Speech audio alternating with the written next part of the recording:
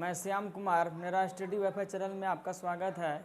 Guys, मैं जो आज आप लोगों को पढ़ाने जा रहा हूँ वो फोर्थ क्वेश्चन नंबर 4 तक कल हम पढ़ा दिए थे, और आज जो मैं आप लोगों को पढ़ाने जा रहा हूँ गाइज वो है 5 नंबर क्वेश्चन, जिसमें कि 5 नंबर में बताया गया है। और दोस्तों, आप लोग साथ ही साथ नोट ज़रूर बनाइएगा, क्योंकि मैं जो क्वेश्चन पढ़ा रहा हूँ वो एग्ज़ाम के फोकस से हूँ पढ़ा रहा हूँ, और एग्ज़ाम में 100% ही आएगा ये सब क्वेश्चन। एग्ज़ाम में आपको पूछेगा ही कि 1848 की क्रांति क्या थी, 1830 की क्रांति क्या थी, 1830 की क्रांति का क्या प्रभाव पड़ा था, उसका क्या वर्णन था। इसलिए दोस्तों, आप लोगों को क्वेश्चन याद कर लेना और इसका नोट्स बना लेना बहुत ही महत्वपूर्ण रहेगा। और दोस्तों, ये एग्ज़ाम के फोकस से ही हम पढ़ा रहे हैं, और ये एनसीईआरटी बुक में आप लोगों का ये हर क्वेश्चन ज़रूर मिलेगा। दोस्तों, आप लोग क्वेश्चन को ज़रूर नोट कीजिए और ज़रूर याद कीजिए। और आप लोगों को पूछेगा क्वेश्चन 1848 की क्रांति क्या थी। तो देखिए दोस्तों, अब मैं क्वेश्चन पे आता हूँ कि 1848 ईस्वी की फ्रांसीसी क्रांति का महत्व क्या कारण था। 1848 में जो फ्रांसीसी क्रांति हुई थी उसका क्या कारण था। 1848 में देखिए कि 1830 में की क्रांति के बाद लुई फिलिप फ्रांस का राजा बना था। 1830 का जो क्रांति हुआ था उसमें लुई फिलिप क्या हुआ था, फ्रांस का राजा बना था। और वह एक उदारवादी, लुई फिलिप कौन था, एक उदारवादी शासक था, परंतु बहुत अधिक महत्वाकांक्षी था। मैं क्वेश्चन से बाहर आता हूं और आप लोगों को पहले समझा देता हूं कि 1848 की क्रांति क्या है, इसके बाद आप लोग को क्वेश्चन भी समझा दूंगा कि 1848 का जो क्रांति हुआ था दोस्तों, इसमें लुई फिलिप एक उदारवादी शासक था। लुई फिलिप कौन था, उदारवादी शासक था, परंतु बहुत अधिक महत्वाकांक्षी। उसने अपने विरोधियों को खुश करने के लिए रखता था। उसने क्या करता था, अपने विरोधियों को, यानी देखिए दोस्तों, विरोधी किसको कहते हैं, जो आपके विरुद्ध करता हो, जो आपका मतलब कि कोई भी तरह का विरुद्ध करे, जो भी कुछ करे, उसे हम लोग क्या कहते हैं, विरुद्ध। जैसे गाँव घर में देखते हैं, कहते हैं ना कि ये मेरा विरुद्ध करता है, ये मेरा विरोधी है। तो इसमें ऐसे ही लुई फिलिप क्या करता था, लुई फिलिप क्या था, वह उदारवादी शासक था, लेकिन वह अपने विरोधियों को क्या करने के लिए, खुश करने के लिए स्वनिर्म और मध्यम वर्ग नीति का अवलंबन किया था। क्या क्या था, मध्यम वर्ग नीति का अवलंबन किया था। और उसने 1840 में गीजों को प्रधानमंत्री नियुक्त किया था। क्या क्या था उसने 1840 में, गीजों को प्रधानमंत्री नियुक्त किया था। और लुई फिलिप क्या था, एक उदारवादी शासक था। उसने 18 गीजों को प्रधानमंत्री नियुक्त करके जो क्या था, घोर कट्टर प्रतिक्रियावादी था। क्या था लुई फिलिप, वह बहुत ही घोर कट्टर प्रतिक्रियावादी था। वह किसी भी वैधानिक, सामाजिक, आर्थिक सुधारों के विरुद्ध था। क्या था, वह आर्थिक सुधारों के विरुद्ध था। इसलिए दोस्तों, आप लोगों को ये समझना बहुत ही बड़ी ज़रूरी है। लुई फिलिप पूंजीपति वर्ग के साथ वैधानिक, सामाजिक एवं आर्थिक सुधारों के लिए लुई फिलिप ने पूंजीपति वर्ग के साथ रखना पसंद किया, जिसे शासन के कार्यों के में अभिरुचि था। क्या था, जिसे शासन के कार्यों में, यानी पूंजीपति, उसका क्या था, पूंजीपति में रखना, वह पूंजीपति रखना बहुत पसंद करता था। और क्या था, उसकी कार्यों में बहुत अभिरुचि नहीं था, और उसे विदेश नीति में ही किसी तरह की सफलता हासिल हो रही थी। क्या हो रही थी, उसे विदेश नीति में किसी तरह की सफलता हासिल नहीं हो रही थी। तो दोस्तों, अब आप लोग को समझ आ गया होगा कि वह गणतांत्रिक और सुधारवादियों के लिए लुई ब्लो था, जो कि शीघ्र ही दोनों मतभेद आरंभ कर लिया था। और लुई नेपोलियन फ्रांस का सम्राट बना था। लुई नेपोलियन क्या बना था? वह फ्रांस का, अंत में जाके वह फ्रांस का सम्राट बना था। सम्राट किसको कहते हैं? जो बहुत ही महान हो, महान नहीं कह सकते उसको, सम्राट बहुत ही अच्छा, बहुत ही मतलब कि ये हो, तो वह नेपोलियन फ्रांस का क्या था? सम्राट बना था। तो दोस्तों अब आते हैं हम लोग क्वेश्चन पे कि 1848 की फ्रांसीसी क्रांति का कारण क्या था। 1848 जो था उसमें फ्रांसीसी क्रांति का क्या कारण था? पहले क्वेश्चन को समझिए दोस्तों कि 1848 में जो क्रांति हुआ था, कौन क्रांति हुआ था? फ्रांसीसी क्रांति। उसका क्या कारण था? फ्रांसीसी क्रांति जो हुआ था उसका क्या कारण था? तो 1830 की क्रांति के बाद लुई फिलिप ने फ्रांस का राजा बना था। क्या बना था? लुई फिलिप फ्रांस का राजा बना था। कब? लुई फिलिप फ्रांस का राजा कब बना था? दोस्तों आप लोग को ऑब्जेक्टिव में भी पूछ सकता है। आजकल तो ऑब्जेक्टिव दोस्तों आधा आधा हो गया है, 15 नंबर आपको सब्जेक्टिव और 15 नंबर ऑब्जेक्टिव पूछता है। इसलिए दोस्तों ज़्यादा सब्जेक्टिव क्वेश्चन भी हम नहीं लेके चलेंगे, आप लोग को ऑब्जेक्टिव भी लिखाएंगे और ऑब्जेक्टिव सबसे अधिक याद कीजिएगा। साथ ही सब्जेक्टिव भी याद करना जरूरी है, काहे कि सब्जेक्टिव में ही ज़्यादा नंबर आपको उठेगा। इसलिए दोस्तों आप लोगों को पूछ सकता है कि 1830 की जो क्रांति हुई थी लुई फिलिप, तो फ्रांस का क्या हुआ था उसमें? 1830 में लुई फिलिप क्या किया था? फ्रांस का राजा बना था। तो आप लोगों को ऑब्जेक्टिव में पूछ सकता है, ऑब्जेक्टिव क्वेश्चन में, कि लुई फिलिप फ्रांस का राजा कब बना था? तो कब बना था लुई फिलिप फ्रांस का राजा? कब बना था? 1830 में। 1830 की क्रांति के बाद लुई फिलिप क्या बना था? फ्रांस का राजा बना था। आप लोगों को क्वेश्चन ये भी पूछ सकता है कि 1830 में फ्रांस का राजा लुई फिलिप कब बना था? 1830 में। कब बना था लुई फिलिप? 1830 की क्रांति में फ्रांस का राजा बना था। तो 1830 की क्रांति के बाद लुई फिलिप फ्रांस का राजा बना। तो 1830 की क्रांति में कौन राजा बना था? तो कौन बना था? लुई फिलिप ने फ्रांस का राजा बना था। 1830 की क्रांति में फ्रांस का राजा कौन बना था? तो लुई फिलिप ने फ्रांस का क्या बना था? राजा बना था। समझ आ गया होगा दोस्तों। उसने अपने विरोधियों को, उसने क्या करता था? लुई फिलिप जो था वह अपने विरोधियों को खुश करने के लिए स्वनिर्म और मध्यम वर्ग नीति का अवलंबन किया था। अवलंबन मतलब क्या होता है? आरंभ करना। वह क्या किया था? मध्यम वर्ग, यानी मध्यम मतलब क्या होता है? छोटा, छोटा वर्ग के नीतियों का क्या किया था? अवलंबन किया था।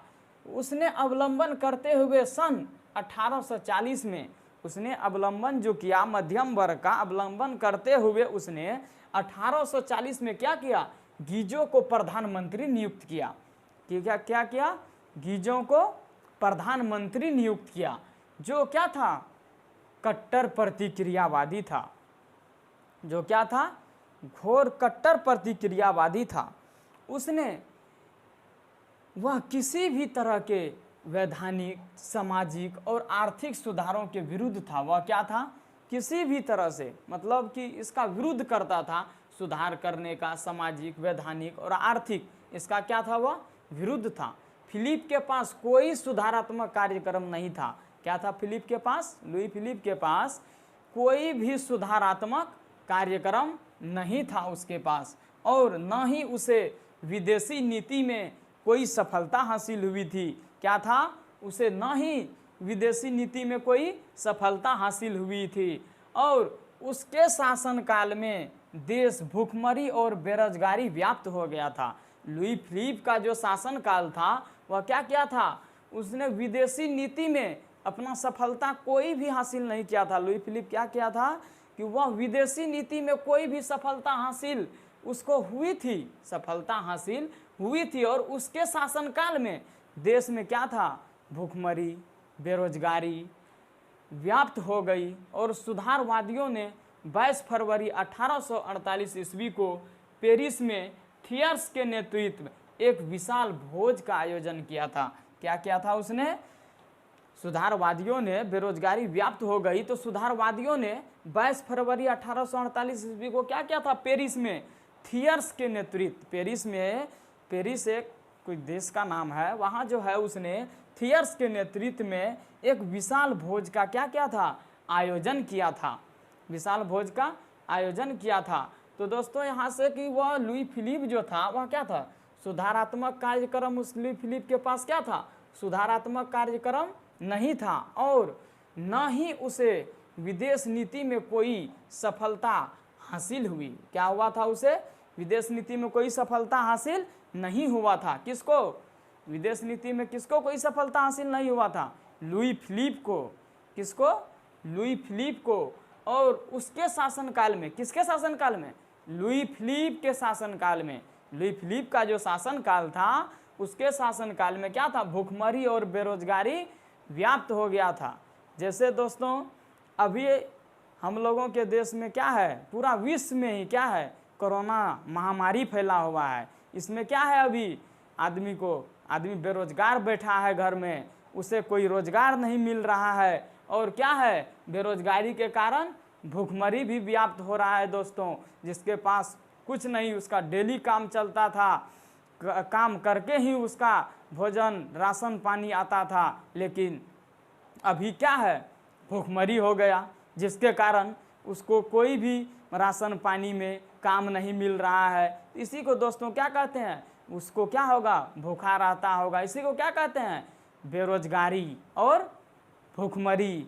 तो दोस्तों समझ ही गए होंगे आप लोग, व्याप्त हो गई थी। क्या हुआ था, लुई फिलिप के शासनकाल में, जैसे ही आएगा उसके शासनकाल में देश भूखमरी, तो किसके शासनकाल में, लुई फिलिप के शासनकाल में क्या हुआ था, भूखमरी और बेरोजगारी व्याप्त हो गई थी। सुधारवादियों ने क्या किया था, 22 फरवरी 1848 ईस्वी को पेरिस में थियर्स के नेतृत्व में एक विशाल भोज का आयोजन किया था। क्या किया था वह, पेरिस में 22 फरवरी 1848 को पेरिस में क्या किया था, एक विशाल भोज का आयोजन किया था। राजा ने इस पर रोक लगा दिया था। राजा ने क्या किया था इस पर, कहाँ के राजा, पेरिस के जो राजा थे, उसने क्या किया था, इस पे विशाल भोज का जो आयोजन किया था उसने क्या किया, उस पर रोक लगा दिया। अतः पेरिस के विरोध उनके अनेक लोग मारे गए। क्या हुआ था, राजा जब रोक लगाया तो किसका लोग मारा गया था, राजा का बहुत अधिक आदमी मारा गया था। काहे कि उसने जो रोक लगाया था विशाल भोज का जो आयोजन हो, उसमें जो वह रोक लगाया था, तो पेरिस के विरुद्ध क्या हुआ था, उसके अनेक लोग मारे गए थे, मारे गए। कुछ जनता ने राजमहल घेर लिया था। कुछ जनता क्या किया था, राजमहल घेर लिया था। राजमहल जो था किसका, राजा का, वह राजमहल को भी घेर लिया था। बाध्य होकर, यानी उसको अंतिम में होकर लुई फिलिप को गद्दी छोड़कर भागना पड़ा। क्या हुआ था उसको, लुई फिलिप को गद्दी छोड़ करके भागना पड़ गया। तो इसलिए दोस्तों आप लोगों को क्वेश्चन समझ आ ही गया होगा। तो अब मैं फिर से इसको दोबारा रिपीट कर देता हूँ दोस्तों कि 1848 ईस्वी की फ्रांसीसी क्रांति का क्या कारण था। 1848 ईस्वी में जो फ्रांसीसी क्रांति हुई थी उसका क्या कारण था, क्वेश्चन आप लोग को पूछेगा। 5 नंबर में क्वेश्चन पूछेगा ये कि 1848, और हर बार पूछता है 1848 की क्रांति, 1830 की क्रांति, गैरीबाल्डी के विचारों का वर्णन, गैरीबाल्डी कौन था, गैरीबाल्डी क्या था, 1830 की जो क्रांति हुई थी उसका क्या प्रभाव पड़ा था, राष्ट्रवाद क्या है, मेटरनिक युग क्या था। ये सब दोस्तों आप लोगों को पूछेगा ही पूछेगा 100% कि 1848 ईस्वी की फ्रांसीसी क्रांति का क्या कारण था। तो दोस्तों मैं फिर से क्वेश्चन को रिपीट कर रहा हूँ कि 1848 ईस्वी में जो फ्रांसीसी क्रांति हुई थी उसका क्या कारण था। तो 1830 की क्रांति के बाद लुई फिलिप क्या था, फ्रांस का राजा बना। उसने अपने विरोधियों को, किसने, लुई फिलिप ने अपने विरोधियों को खुश रखने के लिए क्या किया, स्वनिर्भ मध्यम वर्ग यानी छोटा वर्ग के नीति प्रतिक्रिया, नीति अवलंबन करने के लिए उसने सन 1840 में गीजों को क्या किया, प्रधानमंत्री नियुक्त किया, जो क्या था, कट्टर प्रतिक्रियावादी था। वह किसी भी तरह के वैधानिक, सामाजिक और आर्थिक सुधारों के विरुद्ध था। फिलिप के पास कोई सुधारात्मक कार्यक्रम नहीं था और न ही उसे विदेशी नीति में कोई सफलता हासिल हुई। उसके शासनकाल में देश भूखमरी और बेरोजगारी व्याप्त हो गई और सुधारवादियों ने 22 फरवरी जो सुधारात्मक था उसने क्या किया था, 22 फरवरी 1848 को पेरिस में क्या किया था, थियर्स के नेतृत्व विशाल भोज का आयोजन किया था। क्या किया था उसने, विशाल भोज का आयोजन। दोस्तों आप लोगों को इसमें से कई ऑब्जेक्टिव क्वेश्चन बनते हैं, तो आप लोगों को यहाँ भी पूछ सकता है कि 22 फरवरी 1848 ईस्वी को विशाल भोज का आयोजन कहाँ हुआ था, कहाँ हुआ था दोस्तों, पेरिस में। या ये भी पूछ सकता है कि पेरिस में विशाल भोज का आयोजन कब हुआ था, तो 22 फरवरी 1848 ईस्वी को। तो इसने क्या किया था, 22 फरवरी 1848 ईस्वी को पेरिस में थियर्स के नेतृत्व क्या किया था, एक विशाल भोज का आयोजन किया था। राजा ने इस पर रोक लगा दिया, अतः पेरिस के विरुद्ध उनके अनेक लोग मारे गए थे। राजा जो रोक लगाया उसमें क्या हुआ था, बहुत अधिक लोग, अनेक लोग मारे गए थे और उसका राजमहल भी घेर लिया था। किसका राजमहल घेर लिया था, राजा का राजमहल भी घेर लिया था।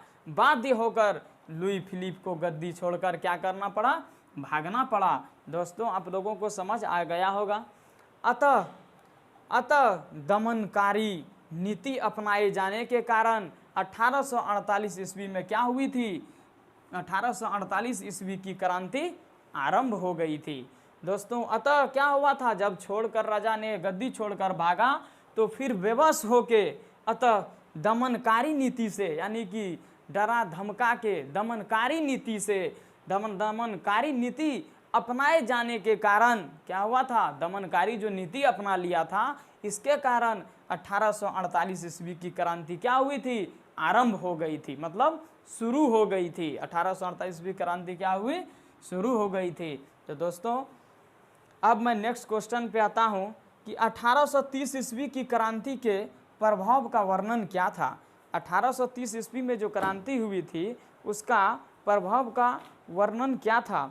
इस प्रकार जुलाई की क्रांति इस बात की सूचक थी।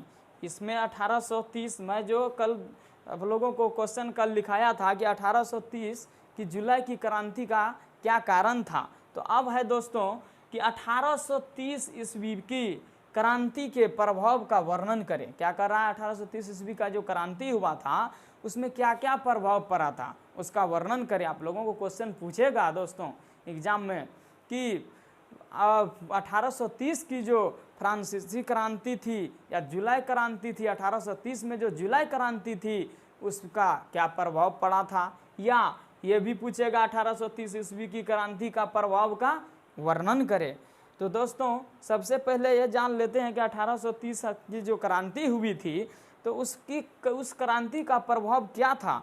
इस प्रकार जो है दोस्तों कि जुलाई में जो 1830 जुलाई में जो क्रांति हुई थी तो इस बात की सूचक थी, इस बात की क्या थी, सूचक थी कि देश में कट्टर राज सत्तावादियों का प्रभाव कम हो रहा था।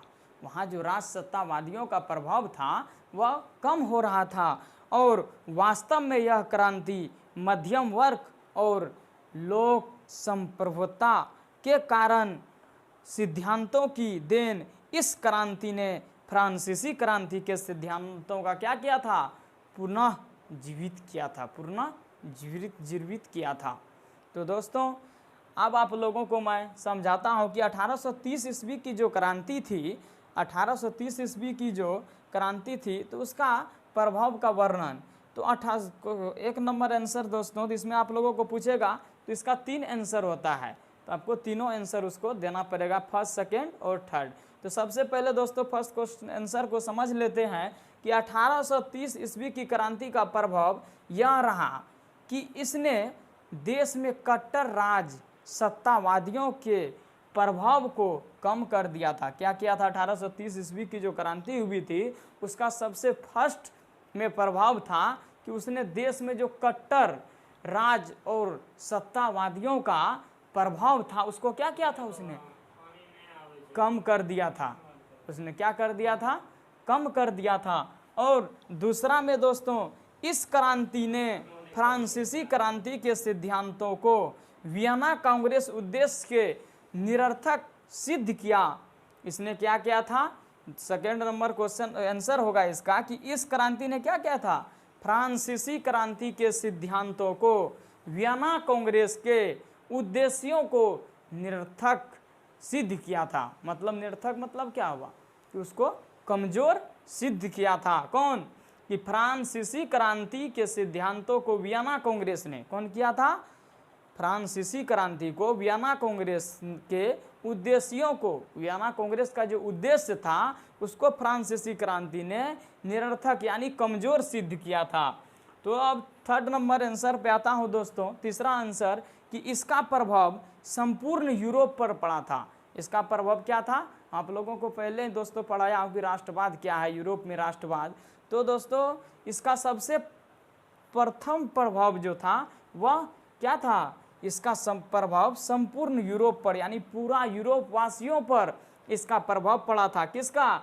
1830 ईस्वी की क्रांति जो हुई थी इसमें पूरा प्रभाव पड़ा था। आप लोगों को इससे ऑब्जेक्टिव क्वेश्चन पूछ सकता है कि पूरा यूरोप में किस क्रांति का प्रभाव पड़ा था? तो क्या होगा इसका आंसर? 1830 ईस्वी की क्रांति का प्रभाव क्या पड़ा था? पूरा यूरोप में पड़ा था। तो सभी यूरोपीय राष्ट्र के राजनीतिक एकीकरण, संवैधानिक सुधारों तथा राष्ट्रवाद के विकास का मार्ग प्रशस्त किया था। क्या किया था? कि इसका प्रभाव संपूर्ण यूरोप पर पड़ा और सभी यूरोपीय राष्ट्रों के राजनीतिक एकीकरण, संवैधानिक सुधारों का क्या था? राष्ट्रवाद के विकास का मार्ग था। क्या था? सुधारों का राष्ट्रवाद के विकास का मार्ग था। दोस्तों आप लोगों को समझ आ ही गया होगा क्वेश्चन। तो दोस्तों अब मैं आप लोगों को फिर से 1830 ईस्वी की क्रांति का क्या प्रभाव था रिपीट कर देता हूँ। आप लोग नोट जरूर बनाइएगा दोस्तों, और साथ ही साथ मेरा चैनल को सब्सक्राइब जरूर कीजिएगा और कमेंट भी कीजिएगा दोस्तों। आप लोगों आप लोगों को इसका PDF टेलीग्राम, इंस्टाग्राम पे डाल दिया जाएगा। आप लोग PDF जरूर देख लीजिएगा। Okay, thanks.